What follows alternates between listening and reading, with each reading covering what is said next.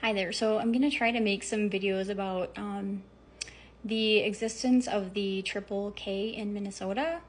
I'm going to, hopefully for educational purposes, this app will allow things to stay up, but I mean, you just never know. So back a while back, which actually I was kind of digging around, and it was around 2010 actually. I heard a story on NPR about the existence of the Triple K in Minnesota, and I saw some pictures of like parades in like some of the small towns around like where I live and stuff. And it was very shocking to me because I didn't know that was like a thing here.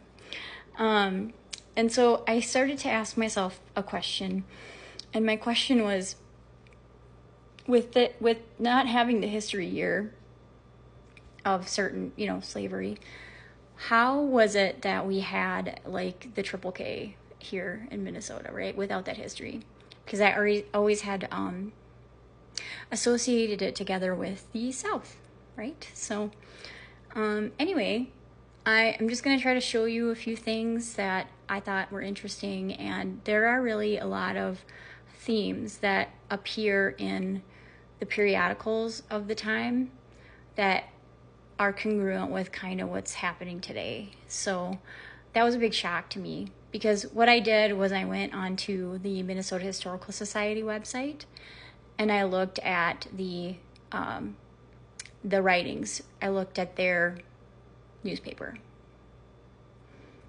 So I'm going to show you a few things here.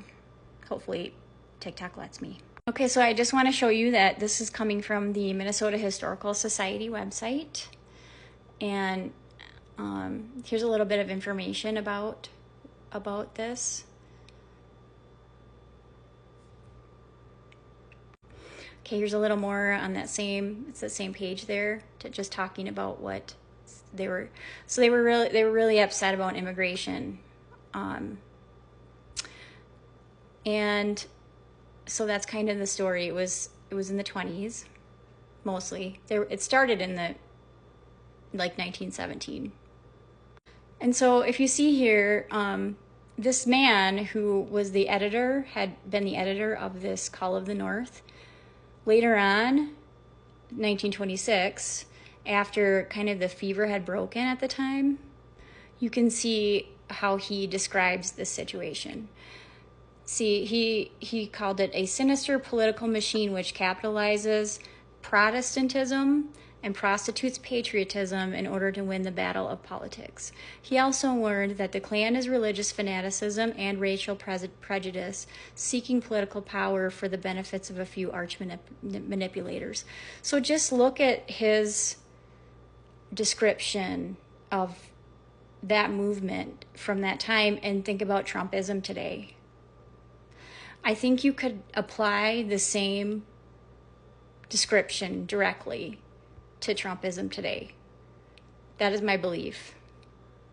So this is the front page of the very first Call of the North. And look at that headline. So they manipulate the concept of freedom of speech in order to try to bully and gain traction and sort of control the narrative in political discourse in society. And they play the victim. See them playing the victim right here when people like don't want them in their town. Sound familiar? So that's pretty interesting, right?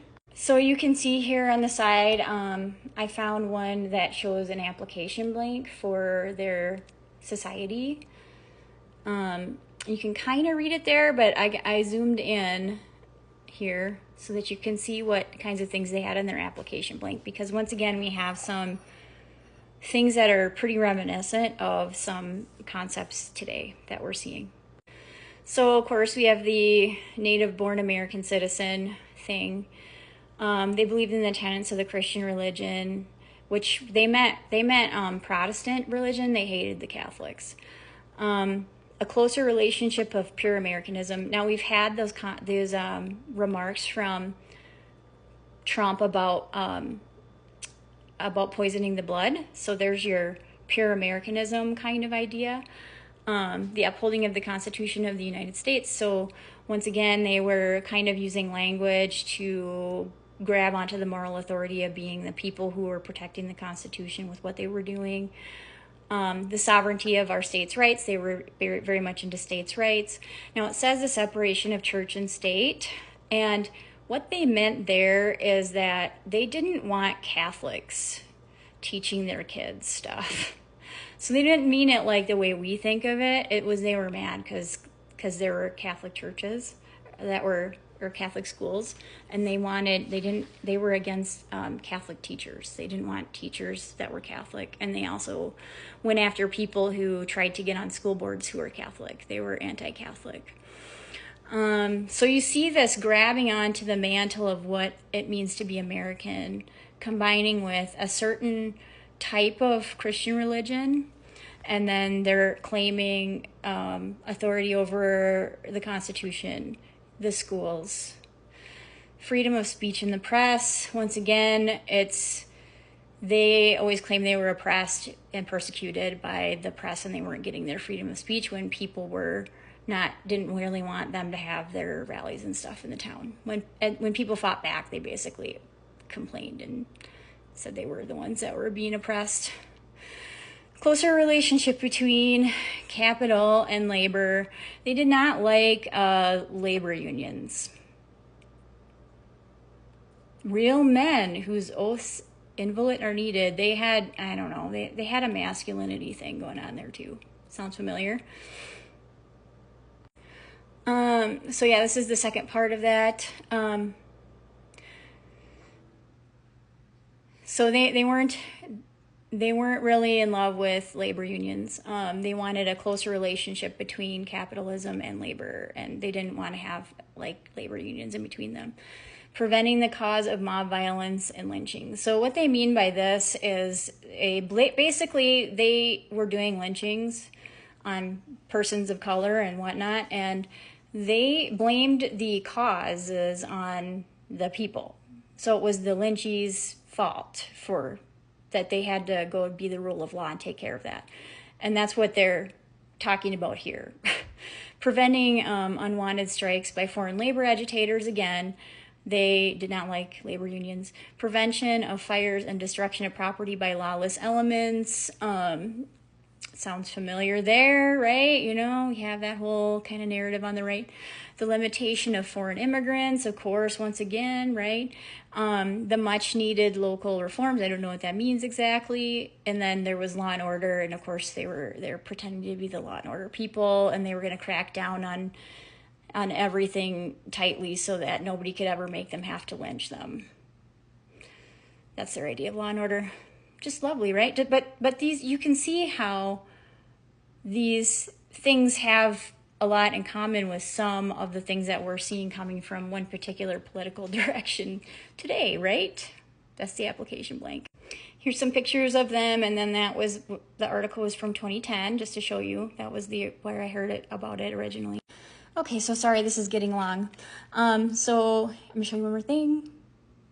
Okay, so I'm currently reading this book right here, and this part here I found really interesting. So you know how the right wing always says that, you know, the KKK and stuff was Democrats. So at this time period in Minnesota, the Klan was really aligned with Minnesota Republican Party objectives. And then here's where they talk about how they had this situation occur in 1919 that involved the IWW and the American Legion. So there was American Legion guys that were involved with the Triple K quite a bit at that time, and they hated labor unions. And you can see we have the red flag communism, you know, talking points here at this point in time. Anyway, yeah. Okay, so lots of illuminating things, and hopefully TikTok will let me leave this up, and I will put for educational purposes. So thank you.